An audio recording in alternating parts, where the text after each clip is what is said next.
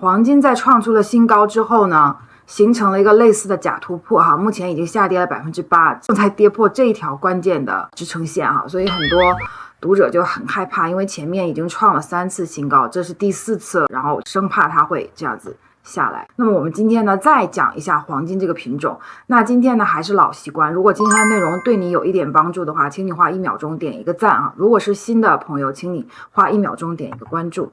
那我们看这个金字塔，我们在讨论这个黄金品种的时候呢，其实这个金字塔是一个非常底层的逻辑，它非常非常重要。我们看什么时候投资黄金，那是后话，我们先理解这个东西，这是什么东西？你看，这是越往下越不需要别人去给他提供他的信任度。什么意思？比如说纸币嘛，是政府给他提供信任度，对吧？如果是本国政府他信任不好的话，那他可能发出来的纸币就不值钱，对吧？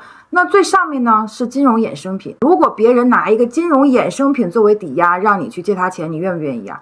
反正我是不愿意，对吗？但是黄金呢，它是最下面这个尖儿，什么意思呢？就是说它不需要任何人、任何机构、任何政府给它提供信任，它本身就是自古以来它就是一个千年货币，自古以来它就是一个财富传承的介质，或者是说储存财富的介质，对吧？不管你在哪一个国家，在地球上的任何的一个地方，你拿着黄金出去，相对于你拿纸币、拿公司的股票，或者是拿房地产，黄金是最容易被接纳的，是吧？好，再往上就是纸币嘛，不用讲，它是来自于政府赋予它的信任，然后就是政府的国债，那不同的政府呢，它还具有不同的这个信用度，所以它国债的价值也不一样。然后呢，就是公司发行的债，还有公司股票，这个呢它会波动，所以它的价值不仅依赖于公司的基本面，还有市场整体的波动。那么如果有人拿股票跟你来做质押的话，你还要去研究什么？你要借他钱之前，如果他用股票给你来做质押，你至少要研究这个公司的基本面跟目前市场的状况，对不对？那至于未来这个市场会怎么样，谁也不知道，这是一个未知数。所以比如说他给你抵押100万的股票，你可能只借给他10万，对吧？用90万来做一个缓冲。然后呢，我们再往上看哈，这是房地产，然后再往上就是什么？就是衍生品，包括期权、期货这些。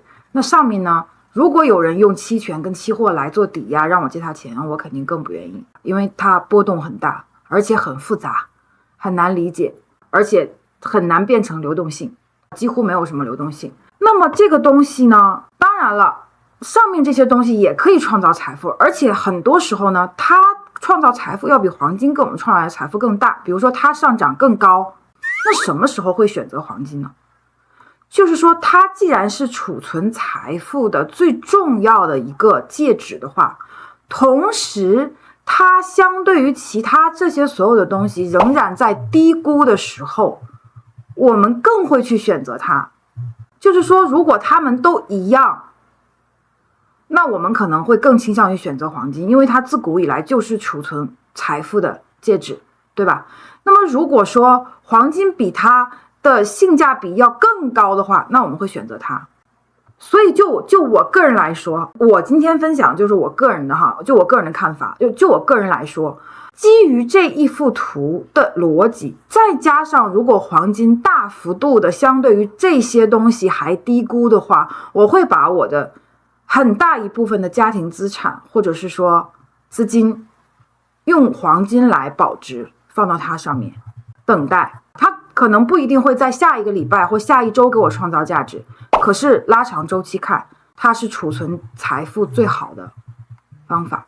那么我们看哈，纸币我们就不用讲了，对吧？那么像政府的债的话，我们讲说，你们记不记得我给你们看的一幅图，就是美债的一个利率，它是这样子下来40年。所以在这40年当中呢，在这样的一个40年当中呢，股债平衡是非常好的。再往下走的这个过程当中，就利率往下走的过程当中，它其实是一个长期的债的牛市。那么现在它已经突破了嘛，它已经向上突破了。如果说它将来往上走的话，其实债并不是一个储存介质非常好的方向。那么我们再看股票，现在不是小盘股走的比较好吗？我们拿小盘股过来做比较，这是美国的小盘股。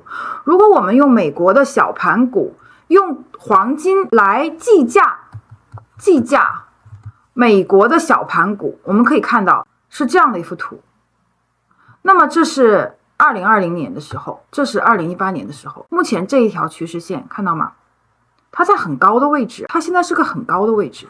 所以从长期来看，性价比来讲，黄金是高于股票的。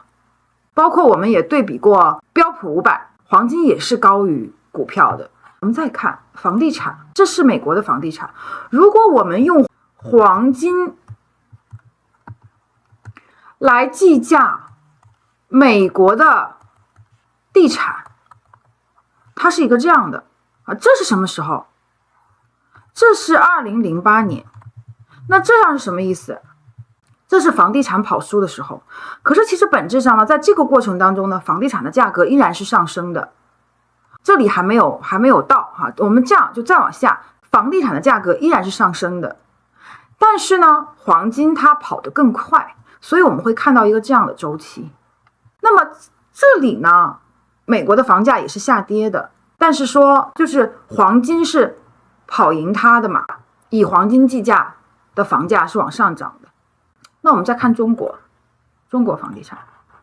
中国房地产的数据呢，这已经是我能找到最长的数据。那最早是08年，那其实基本上它也是符合美国地产的这个。你看它08年也是一个底部嘛，那我们现在是一个08年的底部这样往上走。好，那我们有理由相信，就是说它应该是这样子的，才是一个合理的嘛。因为它终究它以黄金计价，的价格应该终究是一个周期的。